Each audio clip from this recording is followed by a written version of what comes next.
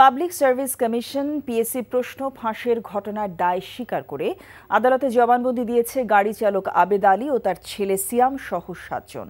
প্রশ্ন ফাঁসের ঘটনায় 17 জনকে গ্রেফতার করে আদালতে হাজির করে সিআইডি। 10 জনকে কারাগারে পাঠানোর আদেশ দিয়েছে আদালত।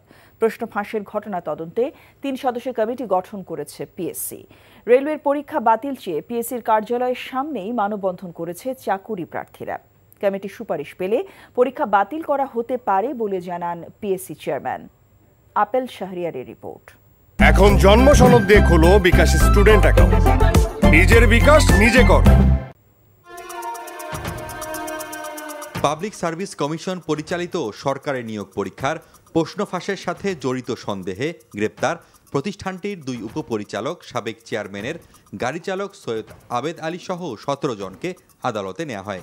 আদালতে স্বীকারোক্তিমূলক জবানবন্দি দিয়েছে সৈয়দ আবেদ আলী সহ 7 জন। 5 জুলাই রেলওয়ের উপসহকারী প্রকৌশলী পদে নিয়োগ পরীক্ষার প্রশ্ন ফাঁসের অভিযোগ ওঠে। এই পরীক্ষায় অংশ নেওয়া চাকরি প্রার্থীরা জড়ো হন আগারগাঁও পিএসসি কার্যালয়ের সামনে। পুনরায় পরীক্ষা নেওয়ার দাবি জানিয়ে বিক্ষোভ করেন তারা। প্রশ্ন ফাঁসের ঘটনায় সাংবাদিকদের সঙ্গে কথা বলেন পিএসসির চেয়ারম্যান। তিনি বলেন, এই ঘটনায় 3 সদস্যের তদন্ত কমিটি গঠন হয়েছে। কমিটিকে 15 দিনের মধ্যে প্রতিবেদন জমা দেওয়ার নির্দেশ দেওয়া হয়েছে।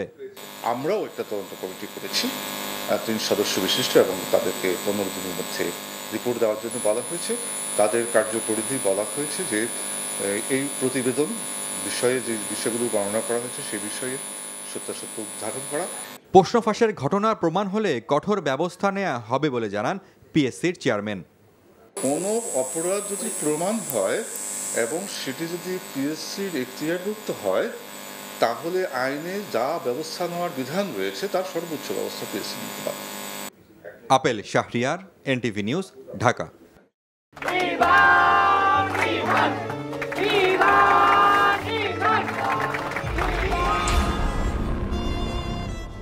তুমি নিজের জীবনটা শেষ করলে, সাথে আমারটাও শেষ করে দিয়ে গেলে। আপনি এই মেয়েটাকে চেনেন না? না।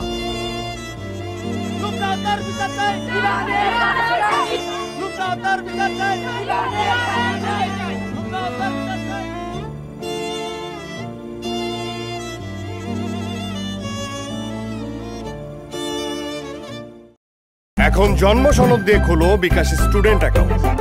নিজের বিকাশ নিজে কর।